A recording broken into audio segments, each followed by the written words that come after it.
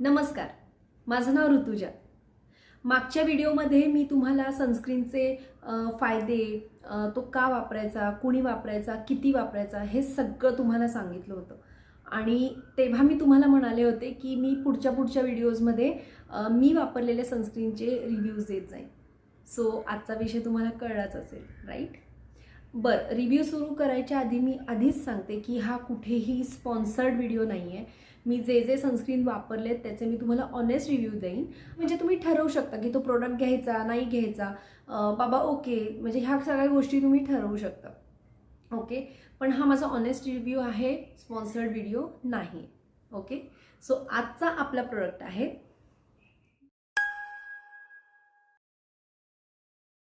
Review करायच्या आधी मी तुम्हाला सांगू इच्छिते की मी बरेच सनस्क्रीन्स वापरलेत। सो हळूहळू मी प्रत्येकाचे रिव्ह्यू जसं शक्य तसं तुमच्यापर्यंत पोहोचवायचा प्रयत्न करेन, ओके।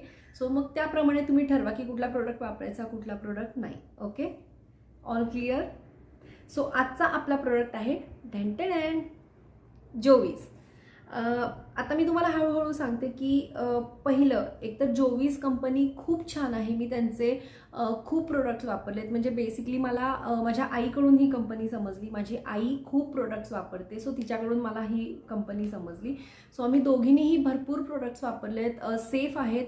आणि ऑफकोर्स कुठलाही प्रोडक्ट वापरायच्या आधी मी परत सांगेनच, पण आत्ताही सांगते की तुम्ही प्लीज आधी पॅच टेस्ट करा कुणाला, कारण बऱ्याच लोकांची स्किन सेन्सिटिव्ह असतात, माझी सुद्धा स्किन सेन्सिटिव्ह आहे। सो आधी पॅच टेस्ट करा, मगच कुठलाही प्रोडक्ट तुमच्या स्किनला अप्लाय करा, ओके। सो ही कंपनी एकतर खूप छान आहे, त्यांचे सगळे प्रोडक्ट छान आहेत। जसं शक्य तसे हळूहळू मी रिव्ह्यू तुम्हाला देईनच। आता हा जो सनस्क्रीन आहे त्याचं नाव आहे Sun Defence. Sun Defence natural care, paraben free, SPF 50 PA+++। आता एक मुद्द्यावर मी येते। नॅचरल केअर ते तर आहेच, पॅराबिन फ्री मला नाही वाटत हे सांगायची गरज आहे, बिकॉज आजकाल सगळ्यांना हे माहिती आहे की कुठलाही प्रोडक्ट सल्फेट फ्री, पॅराबिन फ्री हे असं घ्यायचं आहे। सो हा पॅराबिन फ्री आहे।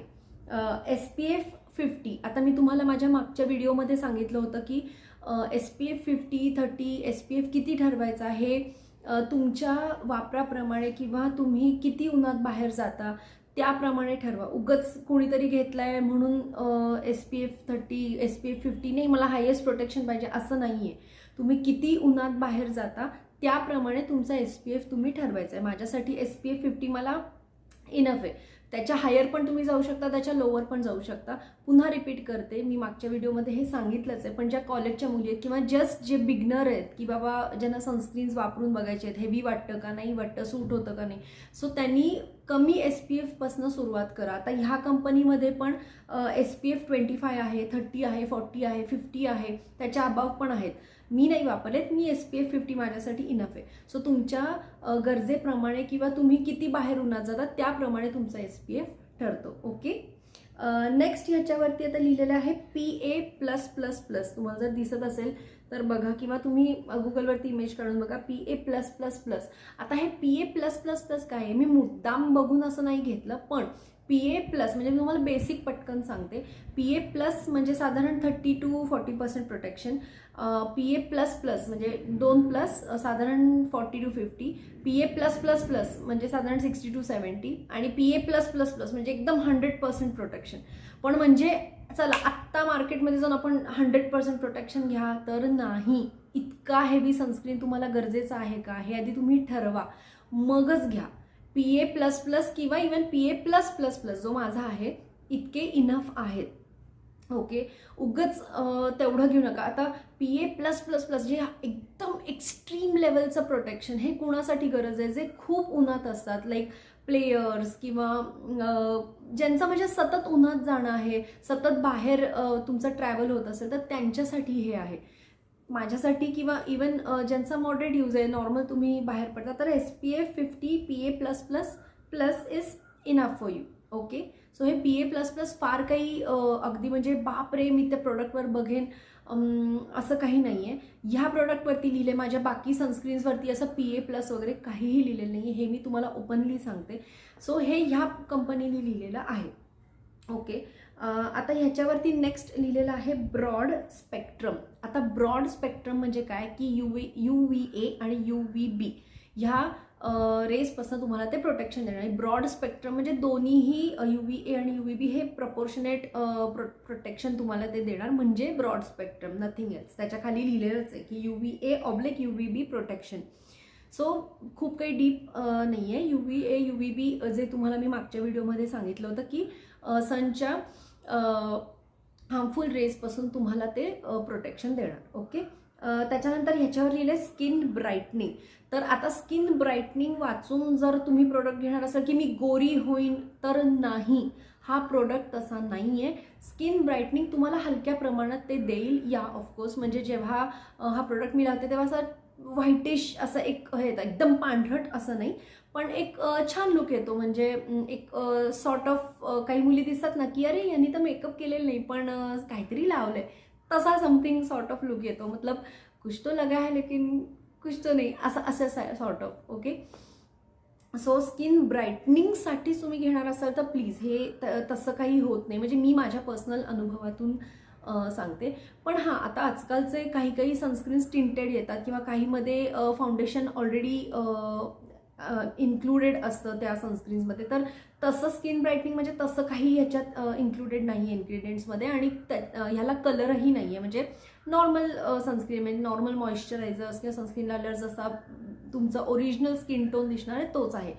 पण स्किन ब्राईटनिंगसाठी तुम्ही घेत असाल तर नका घेऊ. स्किन ब्राईटनिंग थोड्याफार प्रमाणात त्यांनी दिलं, म्हणजे हे मी सांगते. आता ह्याच्यावर लिहिलं आहे की नेट वेट 100 ग्रॅम्स. हां, ह्यावरती मला बोलायचं आहे की 50 ग्रॅम्स 100 ग्रॅम्स, आधी 50 ग्रॅम्स वापरून बघा तुम्हाला सूट होतो का. उगच 100 ग्रॅम घेऊन तो प्रोडक्ट मग पडून राहणार तर नो यूज. 100 ग्रॅम्स इनफ होतो, म्हणजे तुमचा जर डेली यूज असेल तर 100 ग्रॅम्स इज इनफ. आता त्यावरून तुम्हाला सांगते की 50 ग्रॅम्स का घ्या, बिकॉज आता हा प्रोडक्ट मी खूप दिवस वापरते. तर इथून मी तुम्हाला दाखवते. हा प्रोडक्ट ना तुम्हाला जर दिसत असेल तर ॲक्च्युली हे आता कॅप उघडत नाही आहे, सो मला इथून उघडून वापरायला लागतं. हे असं ना काहीतरी थिक घाणेरडं टेक्स्चर झालं, बिकॉज हे मी खूप दिवस वापरते. एक्सपायरी झालेली नाही आहे पण खूप दिवस हा मी वापरते. हे असं काहीतरी टेक्स्चर याचं होतं. मी अजूनही हा वापरते. हा अप्लाय होतो स्किनवर पण जरा थोडा वेळ लागतो. सो माझं असं सजेशन आहे की खूप क्वांटिटीत घेऊ नका. हा थोडासा हा प्रोडक्ट जरा असा थोड्या दिवसांनी थिक होतो. मी तुम्हाला अप्लाय करून पण दाखवते. हा जेल पण होतो, नाही असं नाही. हे बघा, हा माझ्या फिंगरवरती छान ब्लेंड पण दिसत असेल तर ब्लेंड झाला आहे, पण जरा वेळ लागतो. व्हाईट कास्ट जर खूप प्रोडक्ट जुना असेल किंवा खूप दिवस असेल तर असा थोडा त्याचा व्हाईट कास्ट राहतो, नाही असं नाही. पण जरा थोडं छान अप्लाय केलं, छान मसाज केलं तर जरा जातोय तुम्हाला दिसत असेल तर. आता ह्याच्या फ्रेग्रन्सबद्दल बोलते की ह्याचा फ्रेग्रन्स टिपिकल जसा एखादा मॉइश्चरायझर किंवा टिपिकल क्रीम्स असतात तसा आहे. खूप फ्लावरी असा नाही आहे. सो ज्या मुलींना असं खूप फ्लावरी वगैरे फ्रेग्रन्सेस आवडतात सो त्यांच्यासाठी हा प्रोडक्ट नाही आहे. मला इतके फ्लावरी फ्रेग्रन्सेस नाही आवडत, सो ज्यांना नाही आवडत सो त्यांच्यासाठी हा प्रोडक्ट ओके आहे. आता मी याचे इन्ग्रेडियंट्स वाचते, म्हणजे त्याच्यावरनं तुम्हाला फ्रेग्रन्सचा साधारण अंदाज येईल की कसा असेल फ्रेग्रन्स. तर ह्याचे इन्ग्रेडियंट्समध्ये असं लिहिलं आहे carrot seed oil, cranberry fruit, peach kernel and oat bran. So असं जस्ट हलका म्हणजे काहीतरी असं लावलंय, आहा असा इतपत त्याचा वास आहे. खूप फ्लावरी नाही आहे. सो त्याप्रमाणे तुम्ही ठरवा. आता मी येते ह्याच्या प्राईसवरती. तर ह्याची प्राईस समवेअर इथे लिहिलेलं आहे की 250 पॉईंट समथिंग. आता पुढचे आकडे मला इतके क्लिअर काही दिसत नाही आहेत, पण समवेअर अराउंड 250 म्हणजे 300च्या आतलाच हा साधारण प्रोडक्ट आहे, म्हणजे बजेट फ्रेंडली आहे. ह्याचं पॅकेजिंग पण चांगलं आहे. हे डोंट वरी, हे असं मी केलेलं आहे वापर करण्यासाठी.